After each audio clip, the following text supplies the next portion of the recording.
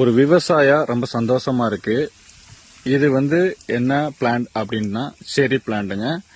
எங்களோட மண்ணுக்கு, அதாவது சரள மண்ணுக்கு, கரிசல் மண்ணுக்கு இது வராதுன்னு சொல்லிட்டு இருந்தாங்க பெரியவங்க எல்லாம். பட் ஆனா நான் வர வச்சு காமிச்சிருக்கேங்க. ரொம்ப ரொம்ப ரொம்ப ரொம்ப சந்தோஷமா இருக்கு. இதை விட ஒரு ஹாப்பினஸ் என்னங்க இருக்கு ஒரு விவசாயிக்கு? அங்க பாருங்க எவ்வளவு அழகா பழுத்திருக்குன்னு பாருங்க. டேஸ்ட் பண்ணி பார்க்கவும் செம்மையா இருக்கும் போல.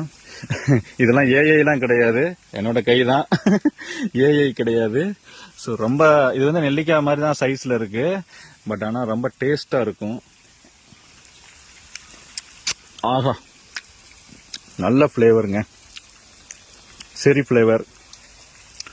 இது காயா இருக்கும்போது ரொம்ப புளிக்குது. பட் இது பழமா இருக்கும்போது கொஞ்சம் புளிப்பு, இனிப்பு, கசப்பு எல்லாமே சேர்ந்து இருக்குங்க. நாங்கள் அப்படியே பார்ப்போம். இங்க பாருங்க, இது இன்னும் கொஞ்சம் பெரிய சைஸாவே இருக்கு. என் பையனுக்கு ரொம்ப பிடிக்கும், பிரியாவுக்கும் ரொம்ப பிடிக்கும். எவ்வளோ செம்மையான ஒரு ஹெல்த்தி ஃப்ரூட்ஸுங்க. எவ்வளோ அழகா இருக்கு பாருங்களேன். ஸோ இன்னைக்கு சர்ப்ரைஸ் கொடுக்குறேன் பிரியாவுக்கு கொண்டு போய். So thank you so much. இந்த வீடியோவை எல்லாருக்குமே ஷேர் பண்ணுங்க. நம்மளுடைய மண்ணுக்கு கண்டிப்பா எல்லாமே வருங்க. பட் அதை நம்ம கரெக்டா கவனிச்சா கண்டிப்பா எல்லாமே வரும். பட் நான் கூட அந்த அளவுக்கு கவனிக்கல.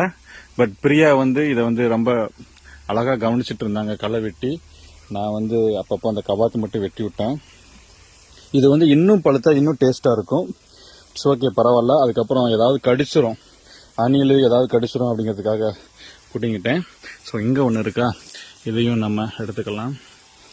ஏன்னா இங்கே அணில்கள் நிறைய இருக்கு, குருவிகள் நிறைய இருக்கு. இந்த மாதிரி பழங்கள்லாம் பார்த்துருக்காது போல, பார்த்த உடனே மேய்ஞ்சிருதுங்க. எவ்வளோ அழகா இருக்கு பாருங்க.